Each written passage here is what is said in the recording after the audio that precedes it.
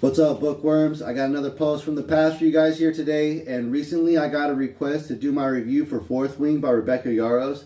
And this is what I posted on my Facebook account when I finished Fourth Wing in February of 2024. Just finished Fourth Wing, and I honestly don't know how to rate this book. This book is incredible. Probably a 10 out of 5 stars. Hands down the best fantasy fiction book I've read thus far. It builds and builds and builds, and gives you every single thing you want, and tells you everything you think you need to know, and then it takes it all away, and it cuts away all the bullshit and the niceties, revealing whoever you are at your core, and every sacred rule that has been established in the Codex for the last 627 years is about to be broken. Being the type of person that's always pushing themselves to their physical limits, I desperately wish that I could run the parapet and the gauntlet.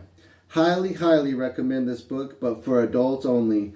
I'm not even going to say anything else about the book as to not give anything away. You seriously have to read it for yourself to know just how great this book is. So in February of 2024, I gave this book a 10 stars. And I know that seems outrageous, but this was my very first fantasy fiction book since I was probably like 18 in high school. I've read nonfiction and history books for years, and this was my first dive back into the fantasy fiction world. And I've been on a fantasy fiction binge ever since. And this was also my first smut book. And I've absolutely loved this book from cover to cover. And if you haven't started Fourth Wing, Iron Flame, and Onyx Storm by Rebecca Yarros, I really don't know what else you guys are doing with your lives, because you're definitely missing out. And this is another one of those series that definitely changed me as a person, because I've just been reading fantasy fiction and fantasy fiction and fantasy fiction and smut and romance books ever since this book.